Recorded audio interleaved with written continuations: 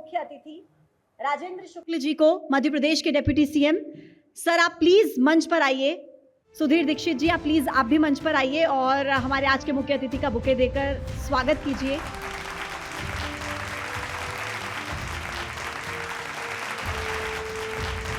अब इस कार्यक्रम को आगे बढ़ाते हुए सुधीर जी मैं आपसे रिक्वेस्ट करूंगी, आप इस सेशन को प्लीज आगे बढ़ाइए।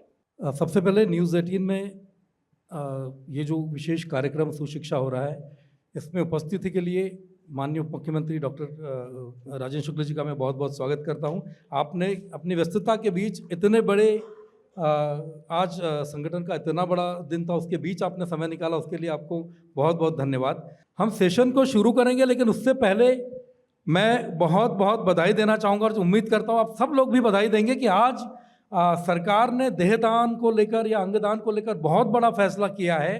सरकार ने यह घोषणा की है कि जो भी परिजन या जिस भी व्यक्ति का देहदान किया जाएगा उसको, उनके परिजनों को सरकार 15 अगस्त या 26 जनवरी को सम्मानित करेंगी। तो ये वाकई में जो योगदान देहदान करने वाले का होता है, उसके साथ ही सरकार की तरफ से प्रयास बहुत बड़ा है। तो सर बहुत बहुत बधाई आपको।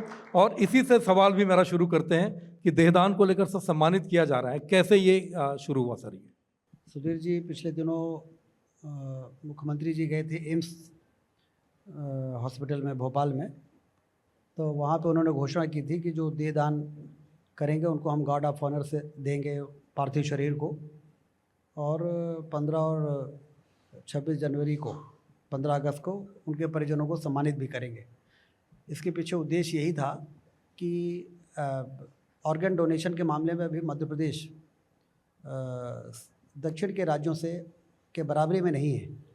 हमारे यहाँ के लोगों को भी यदि लीवर ट्रांसप्लांट कराना है या हार्ट ट्रांसप्लांट कराना है तो ज़्यादातर वो तमिलनाडु या उन राज्यों में जाते हैं। तो हमने उसकी स्टडी कराई थी, तो वहाँ पर इस प्रकार के अरेंजमेंट थे कि ब्रेन डेड कोई यदि व्यक्ति है और उसके परिजन सहमत हो जाते हैं तो उनके हार्ट और लीवर को रिट्रीव करके, किडनी को रिट्रीव करके और उनको ट्रांसप्लांट किया जा सकता है।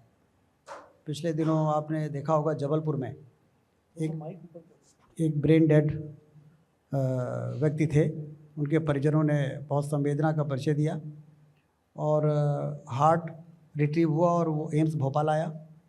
लीवर रिट्रीव हुआ, वो इंदौर गया। जो हमारी सरकार ने एयर एम्बुलेंस चला के रखा है, उसमें प्लेन भी है, हेलीकॉप्टर भी है। तो एक प्लेन से हार्ट आया हेलीकॉप्टर से, और प्लेन से लीवर गया इंदौर।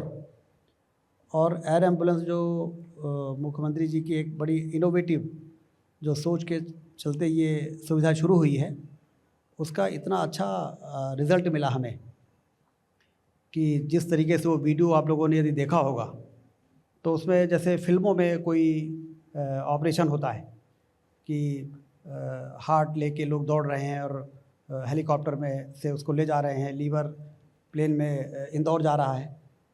तो हमें यदि प्रमोशन करना है ऑर्गन डोनेशन में, तो उसके लिए जो ये निर्णय हुआ है बहुत ही लोगों को आकर्षित करेगा और लोगों को लगेगा कि अब यदि हमारे व्यक्ति ब्रेन डेड हैं तो उनके ऑर्गन्स यदि किसी को जीवन दे सकते हैं तो लोग उस बारे में विचार कर सकेंगे। इसलिए ये जो घोषणा थी उसका आदेश जारी हुए हैं, देहदान के लिए भी और अंगदान के लिए भी। अंगदान में खास तौर से हार्ट, लीवर और किडनी, इसको हम लोग इस तरीके से उनको फेलिसिटेट करेंगे। जैसा कि आपने बताया कि देहदान करने वालों के परिजनों को भी सम्मानित किया जाएगा, तो खास तौर पर जिन लोगों को ये अंग प्रत्यारोपित किए जाएंगे या जिन लोगों को मिलेंगे, उनके लिए ये बहुत बड़ी बात है, क्योंकि ऐसे कई ज़िंदगी को बचाया जा सकेगा इनके ज़रिए। बिल्कुल, क्योंकि हम देखते हैं कि यदि इस प्रकार के अरेंजमेंट नहीं है तो फिर लोगों अकाल मौत की गाल में चले जाते हैं। तो इसलिए इससे काफ़ी फ़र्क पड़ेगा, लोग आगे आएंगे और ये स्कीम हमारी काफ़ी प्रमोट होगी और उससे लोगों को नया जीवन मिलेगा। आप डिप्टी सीएम होने के साथ साथ प्रदेश के स्वास्थ्य मंत्री भी हैं। चूँकि बहुत बड़े फैसले के साथ हमारी इस चर्चा की शुरुआत हुई है, तो ऐसे में एक सवाल और वाजिब बनता है कि स्वास्थ्य मंत्री के तौर पर आपने लगातार कई नवाचार किए हैं। लगभग 1.5 साल का कार्यकाल सरकार का हो गया, तो अब तक के कामकाज का आकलन आप कैसे करते हैं? बहुत सारे नवाचार आपने किए हैं, कई सारे मेडिकल कॉलेजेस में सुविधाएं बनी हैं और ख़ास तौर पर वेतन को लेके बहुत सारे लोगों की मांगे थी, वो पूरी हुई है। कैसे आप देखते हैं इसको? देखिए, हेल्थ सेक्टर में एक तो हमें एमबीबीएस की सीटें बढ़ानी है, पीजी की सीटें बढ़ानी है, जिससे अवेलेबिलिटी ऑफ स्पेशलिस्ट और डॉक्टर्स की कमी जो है वो दूर हो। दूसरा, जो हमारे कम्युनिटी हेल्थ सेंटर्स हैं जो ब्लॉक लेवल पे हैं, वो एफआरयूज़ हो जाएं, फर्स्ट रेफरल यूनिट की तरह। सैंक्शन पोस्ट है लेकिन वहाँ पर डॉक्टर्स नहीं है, पैरामेडिकल स्टाफ नहीं है, तो लोग फिर जिले अस्पताल में ही जाने के लिए मजबूर होते हैं, मेडिकल कॉलेज के अस्पताल में आते हैं, डिस्ट्रिक्ट और डिविजनल हेडक्वार्टर में आते हैं। वहाँ फिर बहुत भीड़ बढ़ती है, उससे वहाँ की सुविधा भी प्रभावित हो जाती है। इसलिए हम लोगों ने शुरू से ही ये तय किया कि हमारे जो कम्युनिटी हेल्थ सेंटर है ब्लॉक लेवल पे, जो लगभग मध्य प्रदेश में 348 हैं, उसमें जितने भी पोस्ट हैं, एक तो एडिशनल पोस्ट सेंक्शन हो IPHS 12 के हिसाब से। इंडियन पब्लिक हेल्थ स्टैंडर्ड्स जो है, हमारी कैबिनेट ने उसको अप्रूव किया। लगभग 30,000 डॉक्टर्स, पैरामेडिकल स्टाफ, फार्मासिस्ट से लेके टेक्नीशियंस, नर्सेज, सारे लोगों की भर्ती की प्रक्रिया शुरू हो गई है। और हमारी कोशिश है कि 2-3 महीने के अंदर सारे पद, सारा रिक्रूटमेंट फाइनल हो जाए, उनकी हम पदस्थापना कर दें, जिससे कि ब्लॉक लेवल जो कम्युनिटी हेल्थ सेंटर होता है वहीं पर उनकी सारी इलाज हो जाए। और कोई बहुत ही रेफरल केस हो, यदि लोगों को लगता है कि नहीं इसको तो बाहर ले जाना ज़रूरी है, ज़िले में ले जाना ज़रूरी है या मेडिकल कॉलेज के अस्पताल में, तभी वो लोग जाएं। सुविधाओं के अभाव के कारण वो यहाँ पर ना आएँ, तो वो सुविधाएं सारी वहाँ पर हो जाएं। एक तो ये काम हुआ है। दूसरा, टेलीमेडिसिन। आज के ज़माने में टेलीमेडिसिन से आप प्राइमरी हेल्थ सेंटर और सब हेल्थ सेंटर में बैठ के विशेषज्ञों से कंसल्टेशन कर सकते हैं। तो जैसा हम आमने सामने बात करते हैं वैसे हम वर्चुअली कर सकते हैं। और ई-संजीवनी पोर्टल जो भारत सरकार ने चलाया है, उसमें उनको प्रोविजनल प्रेस्क्रिप्शन भी मिल जाता है, और फिर फाइनल सारी जाँचें वाँचें होने के बाद उनको फाइनल प्रेस्क्रिप्शन भी मिल जाता है। तो इससे भी लोगों को घर में ही, अपने गांव में ही, जो सब हेल्थ सेंटर है जिसको जिला अस्पतालों से जोड़ा गया है, और जो प्राइमरी हेल्थ सेंटर है वो मेडिकल कॉलेज से जोड़ा गया है।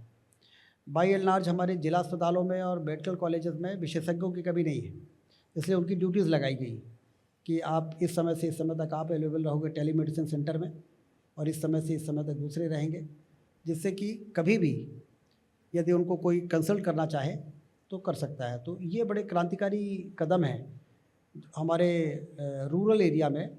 एक तो हमारी कोशिश है डॉक्टरों को हम भेजें, और उसके साथ ही साथ हम टेलीमेडिसिन को प्रमोट करें, जिससे कि लोगों को ये लगे कि हम एक स्पेशलिस्ट से बात कर रहे हैं और हमको जो भी दवाई मिल रही है। तो ये इस दिशा में बहुत तेज़ी से काम हुआ है, और आने वाले 2-4-6 महीने के अंदर हमें इसके अच्छे परिणाम मिलेंगे। और आप देखेंगे कि हमारे जिला अस्पताल भी ठीक चलेंगे, मेडिकल कॉलेजेस के भी हॉस्पिटल्स ठीक चलेंगे, और हमारे जो बड़ी संख्या में community health centre, primary health centre, सब हेल्थ सेंटर हैं, जिसके इंफ्रास्ट्रक्चर के लिए भारत सरकार ने इतना पैसा दिया है कि आप सोचो कि मध्य प्रदेश में 10,000 करोड़ के काम चल रहे हैं, चाहे वो मेडिकल कॉलेज हो, चाहे वो डिस्ट्रिक्ट अस्पताल के अपग्रेडेशन हो, चाहे सब हेल्थ सेंटर हो। तो कुल मिला के इंफ्रास्ट्रक्चर, इक्विपमेंट्स और HR, तीनों पे जो आवश्यकता है उसकी पूर्ति हम कर रहे हैं। जैसे आपने कहा कि इंफ्रास्ट्रक्चर पर काम कर रहे हैं, मेडिकल एजुकेशन की हम बात कर रहे थे, लेकिन हमारा जो कार्यक्रम है सुशिक्षा मध्य प्रदेश, ये उच्च शिक्षा, स्कूली शिक्षा या शिक्षण के जितनी भी पद्धतियां हैं उनको ये समर्पित है। तो स्कूली शिक्षा की अगर बात करें या उच्च शिक्षा की बात करें, तो आपको लगता है कि मध्य प्रदेश में स्कूली शिक्षा या उच्च शिक्षा के बुनियादी ढांचे में कुछ महत्वपूर्ण बदलाव आपने देखा है? मैं न्यूज़ 18 को और आपको बहुत बधाई देता हूँ कि आपने बहुत बहुत धन्यवाद। सुशिक्षा विषय पर यहाँ पर डिस्कशन रखा है, और हमको तो आपने बुला लिया है, लेकिन हमने देखा कि जो लोग उच्च शिक्षा के क्षेत्र में बहुत काम कर रहे हैं, ऐसे लोगों को आपने यहाँ पर बुलाया हुआ है जो इस सब्जेक्ट में काफ़ी अंदर तक इन्वॉल्व है। और मध्य प्रदेश जिस तेज़ी के आगे बढ़ रहा है, उससे सारे सेक्टर्स हमारे डेवलप हुए हैं, चाहे मेडिकल एजुकेशन हो। आज प्राइवेट सेक्टर में भी देखिए तो मेडिकल कॉलेजेस, यदि हमारे 17 शासकीय मेडिकल कॉलेज हैं तो 13 प्राइवेट मेडिकल कॉलेजेस हैं। इसी प्रकार से हायर एजुकेशन, इसी प्रकार से टेक्निकल एजुकेशन, प्रोफेशनल जो हमारे कोर्सेज हैं, सभी चीज़ों में पिछले वर्षों में जब से मध्य प्रदेश से बीमारू राज्य का कलंक हटा है, तब से आप देखेंगे कि सारे सेक्टर्स सरकार के द्वारा भी बहुत तेज़ी से उस पर इन्वेस्टमेंट हुआ है और प्राइवेट सेक्टर के लोगों ने भी काफ़ी इन्वेस्टमेंट करके और अपने को इस लेवल तक पहुंचाया है कि हमारे यहाँ के बच्चे अब बाहर, मध्य प्रदेश के बाहर हायर एजुकेशन के लिए बहुत जाने के लिए मजबूर नहीं रहते हैं। तो इसलिए सारे डेवलपमेंट का जो अल्टीमेट गोल है वो है एजुकेशन, हेल्थ और एम्प्लॉयमेंट। पहले हम इस विषय पे इसलिए ज़्यादा बात नहीं कर पाते थे कि हमारा इंफ्रास्ट्रक्चर इतना पुअर था, हमारी पर कैपिटा इनकम इतनी कम थी, पेइंग कैपेसिटी लोगों की इतनी कम थी कि इन्वेस्टर्स भी सोचते थे कि यहाँ पर यदि हम यूनिवर्सिटी शुरू करेंगे, कॉलेज शुरू करेंगे या मेडिकल कॉलेज डालेंगे तो कितने लोग यहाँ पर आएंगे। लेकिन अब तो मध्य प्रदेश विकासशील राज्यों की श्रेणी में नंबर 1 पर है, बहुत तेज़ी से हम आगे बढ़ रहे हैं। तो इसलिए उसका असर इस सेक्टर में दिख रहा है और यही सेक्टर है। आज देश यदि आर्थिक रूप से सशक्त हो रहा है तो हमने इंफ्रास्ट्रक्चर पे काम करके और इरिगेशन और तमाम हाईवेज़, रेलवेज़, एयरपोर्ट, जो हमारी स्पीड बढ़ी है उससे पर कैपिटा इनकम बढ़ी है। लेकिन सरकार की आर्थिक स्थिति जब मजबूत होती है तो अल्टीमेट गोल है कि हम एजुकेशन में फंड इन्फ्यूज़ करें या जो कमी है उसको दूर करें, हेल्थ में करें और औद्योगिक क्रांति लाके और हम रोज़गार के अवसर पैदा करें। तो उस दिशा में आपका जो ये आज विषय है वो बहुत मुफीद है और मेडिकल एजुकेशन में भी हमारे टारगेट है कि यदि 2028 तक प्रधानमंत्री जी ने 75,000 सीटें MBBS की बढ़ाने की बात कही है, तो हमारी कोशिश है कि हमारी MP का भी कंट्रीब्यूशन उसमें 6-7 हज़ार सीटों का हो MBBS की। तो उसके लिए PPP मोड में भी मेडिकल कॉलेज हम ला रहे हैं। 12 जिलों में प्राइवेट मेडिकल कॉलेज के लिए हमने टेंडर निकाले हैं, 4 आ गए हैं, बाकी 8 फिर से रीटेंडर में जा रहे हैं। और 2 मेडिकल कॉलेज हमारे इस साल शुरू होंगे, सिंगरौली, श्योपुर। अगले साल 4 मेडिकल कॉलेज, उसके बाद 2 मेडिकल कॉलेज, तो 25 हो जाएंगे। 17 से बढ़ के 25 सरकारी मेडिकल कॉलेज और 12 प्राइवेट मेडिकल कॉलेज, 13 ऑलरेडी है। तो आने वाले 3-4 वर्षों के बाद जो आज 30 मेडिकल कॉलेज हैं वो 50 से ऊपर हो जाएंगे। बहुत बड़ी बात है, तालियां होनी चाहिए इस चीज़ पर कि मेडिकल कॉलेज के क्षेत्र में खास तौर पर मेडिकल बहुत बड़ी चुनौती किसी भी समाज के लिए, किसी भी राज्य के लिए होता है और उसमें अगर इतना काम हो रहा है तो उसके लिए शुभकामनाएं और तालियां बनती हैं। इसी बीच में सर एक बात आपने और कही थी कि एजुकेशन और इंफ्रास्ट्रक्चर की आपने बात की कि लोग पलायन न करें, हमारे बच्चों को पढ़ने के लिए बाहर न जाना पड़े, घर न छोड़ना पड़े। ग्लोबल इन्वेस्टर समिट हमारे यहाँ पर हुआ था, आपकी सरकार ने किया। इससे भी महत्वपूर्ण चीज़ जो हुई है वो रीजनल इन्वेस्टर समिट था, रीवा में भी हुआ था और उसमें आपकी बहुत बड़ी भागीदारी रही थी। आपको लगता है कि रीजनल इन्वेस्टर समिट के जो नवाचार हो रहे हैं वो शिक्षा के क्षेत्र में एक नए जो प्रतिमान है वो स्थापित करेंगे?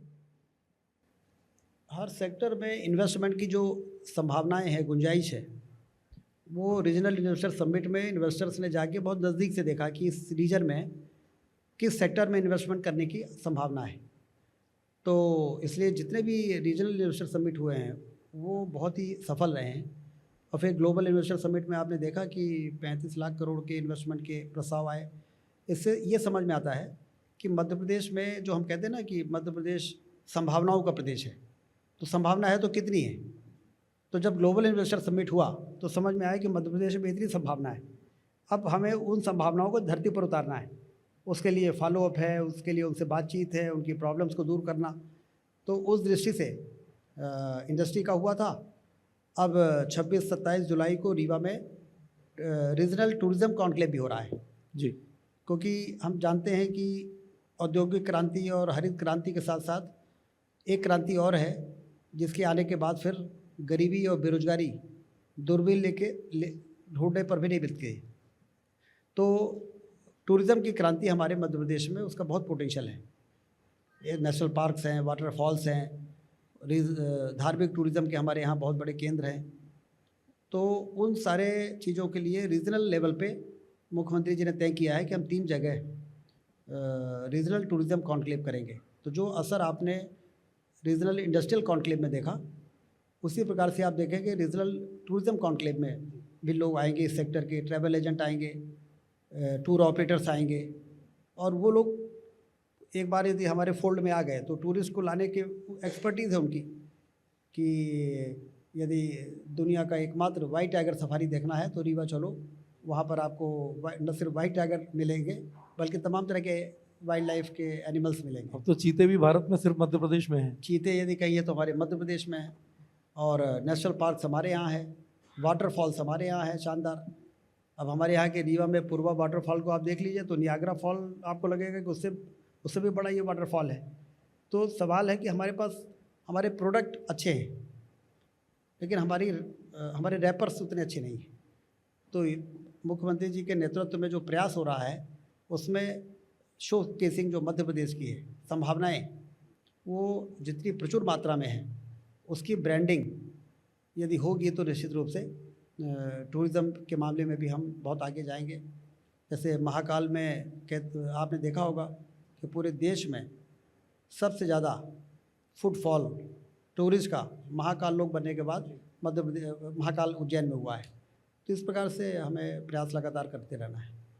पर्यटन के आपने कहा कि पर्यटन की जो कॉन्क्लेव होगी वो कहीं ना कहीं शिक्षा से भी जुड़ती है, क्योंकि अगर हम एजुकेशन की बात करेंगे तो टूरिज्म से जुड़े बहुत सारे ऐसे कोर्सेस हैं जो उस कॉन्क्लेव का विषय भी बन सकते हैं, या आगे जाके जब लोग हमारे पास तैयार होंगे पर्यटन के क्षेत्र में, जब हम शिक्षा देंगे पर्यटन की, तो जाहिर तौर पर है कि रोज़गार के अवसर भी उसमें पैदा होंगे। स्वाभाविक है, बिल्कुल सही बात है, क्योंकि जैसा कि अभी बता रहे थे कि न सिर्फ हम स्किलिंग कर रहे हैं, बहुत नेशनल और इंटरनेशनल लेवल की हम पढ़ाई का जो ट्रेंड है उसको हम अपने यहाँ अवेलेबल करा रहे हैं, उसके साथ ही हम प्लेसमेंट भी कर रहे हैं।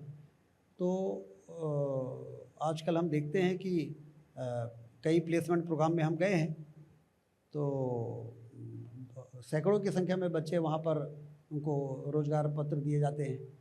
तो अब वो जो इन्वेस्टमेंट का एक माहौल बना है तो उसमें एजुकेशन सेक्टर में भी इन्वेस्टमेंट लोग संभावनाएं देख रहे हैं कि यूनिवर्सिटी जैसे कई जगह जहाँ पे यूनिवर्सिटीज़ नहीं हो सकती हैं, आज से 10 साल पहले सोचते थे, वहाँ पर विश्वविद्यालय खोलने की लोग कोशिश कर रहे हैं, प्राइवेट विश्वविद्यालय कॉलेजेस खोल रहे हैं।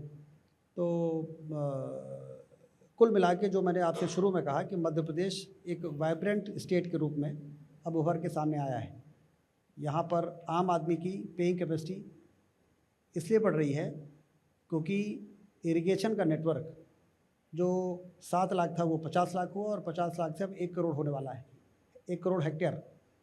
पिछले दिनों प्रधानमंत्री जी आए थे तो केन बेतवा नदी जोड़ो योजना का भूमि पूजन किया, फिर चंबल काली पार्वती सिंध और पार्वती के जोड़ने का भूमि पूजन किया। अब ये दोनों योजनाएं 1,75,000 करोड़ की योजनाएं हैं। अब इतना बड़ा प्रोजेक्ट हाथ में लेने की पहले सरकारें हिम्मत नहीं कर पाती थी क्योंकि देश की अर्थव्यवस्था बहुत कमज़ोर थी, लेकिन आज देश की अर्थव्यवस्था का मजबूत है। इसका ये प्रतीक है कि 1,75,000 करोड़ की इरिगेशन की योजना का भूमि पूजन हो रहा है और काम हो रहा है। और अटल जी कहते थे कि इस देश को समृद्ध करना है तो नदियों को जोड़ना पड़ेगा। हमारे देश में बहुत इलाके में बाढ़ आती है और बहुत से इलाके में सूखा रहता है, तो बाढ़ आती है तो वहाँ बर्बादी और जहाँ सूखा रहता है वहाँ गरीबी। तो इसलिए वहाँ का पानी रोको और जहाँ सूखा है वहाँ पानी ले जाओ, तो धरती से दौलत पैदा होगी। धरती से दौलत पैदा होगी तो आम आदमी की पेइंग कैपेसिटी बढ़ेगी, तो गरीबी दूर होगी, बेरोजगारी दूर होगी। और जब पेइंग कैपेसिटी बढ़ेगी तो फिर हर सेक्टर में काम करने वाले एक्सपर्ट्स की कमी थोड़ी हमारे देश में, लेकिन लोग होना चाहिए जो उनके उस निवेश पर इन्वेस्ट करने की क्षमता रखते हो। यदि बहुत अच्छे स्कूल कोई आना चाहता है तो उसके फ़ीस देने की कैपेसिटी उस इलाके में है कि नहीं है। यदि कॉलेज बहुत अच्छा, वो हम चाहते हैं कि बहुत अच्छा कॉलेज आए, लेकिन उस कॉलेज पर फीस देने की कैपेसिटी वाले वहाँ पर लोग हैं कि नहीं है। आज आप देखिए किसी इलाके में जहाँ इरिगेशन का नेटवर्क है वहाँ बड़े बड़े शॉपिंग मॉल्स आ रहे हैं, ब्रांडेड शोरूम्स आ रहे हैं। तो ये इसलिए आ रहे हैं कि वहाँ पर उनको मालूम है कि यहाँ के लोगों की क्षमता बढ़ गई है खरीदी बिक्री की, और इसलिए अब यहाँ पर यदि हम अपने मॉल ले जाएंगे या ब्रांड ले जाएंगे तो वहाँ पर हमें कोई नुकसान नहीं होगा। कारोबार बढ़ने के साथ साथ रोजगार भी पैदा होता स्वाभाविक है कि इतने लोगों को रोज़गार मिलता है, कोई मॉल बनता है, कोई होटल बनता है, कोई हॉस्पिटल बनता है, कोई स्कूल बनता है, कॉलेज बनता है, तो वहाँ के लोगों को रोज़गार भी मिलता है। तो इसलिए ये तो एक ऐसा दौर है अब हमारे देश में कि अब हम तेज़ी से आगे बढ़ रहे हैं। एक बड़ी बात आपने अभी कही, अंतर्राष्ट्रीय स्तर के कोर्सेज को लेकर और उन चीज़ों को लेकर बात की। इसी बीच में एक महत्वपूर्ण बात है, या उसको आप उपलब्धि कह सकते हैं मध्य प्रदेश सरकार की, वो शिक्षा से भी जुड़ा है, स्वास्थ्य से भी जुड़ा है। हिंदी में एमबीबीएस की पढ़ाई, एक तरफ तो अंतर्राष्ट्रीय स्तर की बात होती है और उसके बाद मध्य प्रदेश सरकार ने हिंदी में एमबीबीएस की पढ़ाई शुरू की है।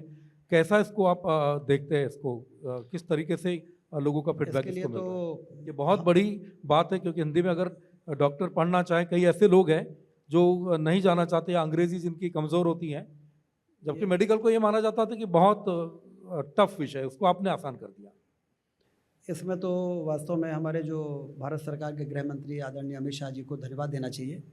ये उनके मजबूत इच्छा शक्ति का ही परिणाम है कि उन्होंने हिंदी में मेडिकल कॉलेज और इंजीनियरिंग की पढ़ाई हो, इसकी उन्होंने पहल की। 2023 में मध्य प्रदेश में इसकी शुरुआत हुई, वो स्वयं आए थे, और आज हम इस स्थिति में हैं कि हमारे जितने भी वो एमबीबीएस की सारी पढ़ाई, right from first year to final year, अब फाइनल ईयर के बच्चे भी हिंदी को ऑप्ट कर रहे हैं। हमारे सारे मेडिकल कॉलेजेस के लाइब्रेरी में पर्याप्त संख्या में जितने एडमिशन होते हैं उतने हिंदी की मेडिकल कॉलेज की सारी किताबें उपलब्ध रहती हैं। जो हिंदी से पढ़ना चाहे वो हिंदी से पढ़ाई कर सकता है, और देश में मध्य प्रदेश का पहला स्थान है हिंदी को पे मेडिकल कॉलेज की पढ़ाई की शुरुआत करने के लिए। हाली होनी चाहिए इस पर, ये बहुत बड़ी उपलब्धि है मध्य प्रदेश के लिए।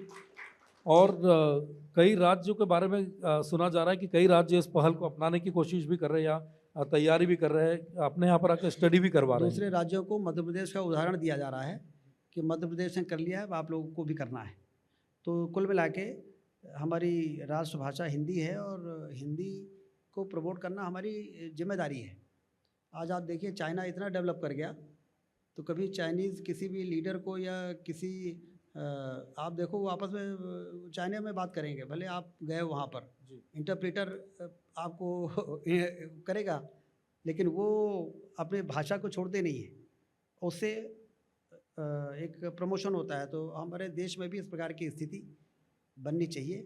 इस दिशा पे मेडिकल की पढ़ाई हिंदी में शुरू करना उसका एक पार्ट है। अभी हम बात भी कर रहे थे कि मेडिकल एजुकेशन की हम बात कर रहे थे, साथ ही साथ हेल्थ की जो सुविधाएं होती है उसको लेकर हम बात कर रहे थे। तो डॉक्टरों की कमी को लेकर कई बार सवाल उठते हैं, विपक्ष कहता है कि डॉक्टरों की कमी है, जबकि आपने बताया लगातार मेडिकल कॉलेजों की संख्या भी बढ़ रही है और डॉक्टर्स की भी संख्या भी बढ़ रही है। तो क्या विशेषज्ञ को तैयार करने को लेकर कोई सरकार प्लानिंग पर काम कर रही है सर? नहीं, हमारी विशेषज्ञ पीजी की सीटें भी एक उसी प्रकार से बढ़ रही हैं। आज मध्य प्रदेश में सरकारी और प्राइवेट को मिला लें तो 5000 लगभग एमबीबीएस की सीटें हैं और 2500 पीजी की सीटें हैं। और हमारी ये कोशिश है कि पीजी करने के बाद जो हमारे विशेषज्ञ हैं वो जो उनकी बॉन्ड पोस्टिंग होती है ग्रामीण क्षेत्र में, एमबीबीएस की भी और पीजीज़ की भी, ये ज़रूर एक चुनौती है कि गांव में डॉक्टरों को भेजना एक बहुत बड़ी चुनौती है इस सेक्टर की। इसीलिए टेलीमेडिसिन को भी हम प्रमोट कर रहे हैं और उनसे भी हम कोशिश कर रहे हैं कि यदि आपको वास्तव में परफेक्ट डॉक्टर बनना है तो आपको गांव में कम से कम 1 या 2 साल आपको जब आप काम करोगे तो आपको लगेगा कि देश की ज़मीनी स्थिति हेल्थ को लेके क्या है। हमारे इंडिकेटर्स IMR, MMR, हालांकि हमने अभी सुधार किया है, लेकिन देश में हमारे स्थिति बहुत अच्छी नहीं थी। 1 लाख में 175 था वो, जो कि बहुत ही अच्छी स्थिति नहीं है। लेकिन मुझे इस बात की खुशी है कि अब डिक्लाइन होना शुरू हो गया है। 157 इस बार का जो सर्वे आया है उसमें 157 हुआ है। इसका मतलब हम अब नीचे जा रहे हैं, इम्प्रूव कर रहे हैं। लेकिन डॉक्टर्स जब तक सेंसिटाइज नहीं होंगे, क्योंकि आप जानते हो कि मेधावी छात्र स्कीम में ऑलमोस्ट सारा उनका जो मेडिकल की पढ़ाई वो सरकार वहन करती है। जितने भी मेडिकल कॉलेजेस चल रहे हैं उसमें 70 to 80% SC, ST, OBC और मेधावी छात्र को मिला लें तो 80% बच्चे होते हैं जिसकी 100% फीस सरकार देती है। और हम ये उम्मीद करते हैं कि 2 साल का बॉन्ड, 1 साल का बॉन्ड रूरल बॉन्ड को आप पूरा कर लें और 1-2 साल बाद आप वापस आ जाओ और फिर अगला बैच आएगा, फिर अगला बैच आएगा। तो कम से कम डॉक्टर्स की अवेलेबिलिटी ग्रामीण क्षेत्रों में होगी तो गांव के लोगों को भी सुविधा मिलेगी और दूसरा आपके अंदर भी परफेक्शन आएगा कि रूरल एरिया में किस प्रकार की बीमारियां, किस प्रकार की परेशानी, हमारा मातृ मृत्यु दर, शिशु मृत्यु दर, इन सब चीज़ों को यदि हैंडल प्रॉपरली होने लगे, सभी के पंजीयन होने लगे, सभी का एंटीनेटल चेकअप जो हर 3 महीने में वो होने लगे, उसके लिए डॉक्टर्स की अवेलेबिलिटी ज़रूरी है। तो वो एक चुनौती है जिसको हमें पार पाना है और अपने डॉक्टर्स को रूरल एरिया में पहुंचाने के लिए सारे प्रयास करने हैं और साथ में साथ टेलीमेडिसिन के लिए भी लोगों की आदत में डालना है। इन प्रयासों के परिणाम भी दिख रहे हैं कि इंस्टीट्यूशनल जो डिलीवरी है वो बहुत तेज़ी से बढ़ी है। अब इसमें काफ़ी फ़र्क पड़ा है। जो ये एक अभियान चला कि इंस्टीट्यूशनल डिलीवरी के लिए सारे लोगों को जननी सुरक्षा योजना और ये जो हमारे वाहन चले हैं उसमें अब तो ये हो गया है कि एक गरीब आदमी भी अपने घर से फ़ोन करता है तो जननी सुरक्षा वाहन पहुंच जाता है। ये तो एक सपना जैसा था कि कोई गरीब आदमी को अस्पताल पहुंचाने के लिए कोई गाड़ी उनके दरवाजे में टेलीफोन करने से आ जाएगी। तो ये सारे जो प्रयास हुए हैं इसका परिणाम ये हुआ है कि अब 90% से ज़्यादा इंस्टीट्यूशनल डिलीवरी होने लगी है। लेकिन पंजीयन और एंटीनेटल चेकअप, आप अस्पताल पहुंच गए लेकिन ख़राब हालत में पहुंचे तो बचने की संभावना कम होती है। लेकिन यदि हर 3 महीने में आपकी एंटीनेटल चेकअप के प्रति आप जागरूक रहेंगे तो आपकी स्थिति खराब नहीं होगी डिलीवरी के समय और फिर हमारी मातृ मृत्यु दर कम हो जाएगी। तो इसलिए उस दिशा में भी काफ़ी योजनाएं, काफ़ी काम, काफ़ी मॉनिटरिंग ये हो रही है और अभी और इसमें काम करने की आवश्यकता है। शिक्षा के क्षेत्र में कई उपलब्धियां हासिल करने वाले, काम करने वाले लोग इस वक्त यहाँ भी मौजूद हैं और लाखों लोग आपको टेलीविज़न पर भी देख रहे होंगे। तो जिस तरह की शिक्षा होती है उनको क्या संदेश आप देना चाहेंगे? वो शिक्षा स्कूली शिक्षा की बात करें, उच्च शिक्षा की करें, टेक्निकल की करें या फिर मेडिकल की हम करें? देखिए, शिक्षा तो एक ऐसा क्षेत्र है कि इसमें यदि हम लापरवाही करेंगे तो हम पीढ़ियों को, कहीं कहीं पीढ़ियों को प्रभावित कर रहे हैं। तो इसलिए यदि हमने इस क्षेत्र में काम करने का फैसला कर लिया है तो क्वालिटी का तो कोई दूसरा विकल्प है नहीं।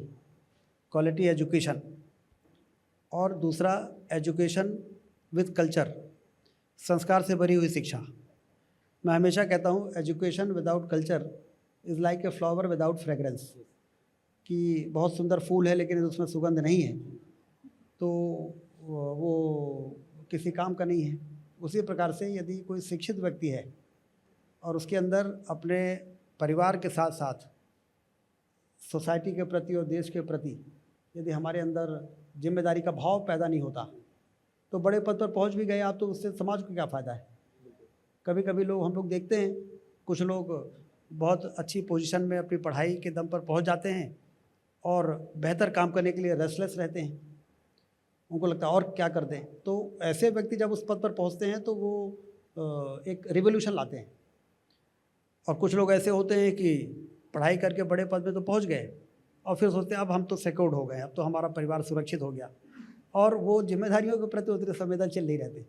तो वो बड़ी पढ़ाई, उनकी अच्छी पढ़ाई उनको बड़े पद पे तो पहुंचाती है लेकिन वो हमारे लिए कोई लाभ समाज और देश को नहीं मिलता है।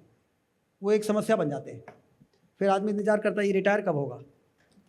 जब ये बहुत बड़ी बात आपने कही है और बहुत बड़ी सीख भी है ये कि पद कोई भी हो, जिस भी पद पर आप पहुंचेंगे तो वो पद की जिम्मेदारी के साथ साथ आपकी सामाजिक जिम्मेदारी भी बनती है, उसको निभाना बहुत ज़रूरी होता है। सर, आपने बहुत गहन चिंतन के साथ आपने बहुत सारी चीज़ें बताई।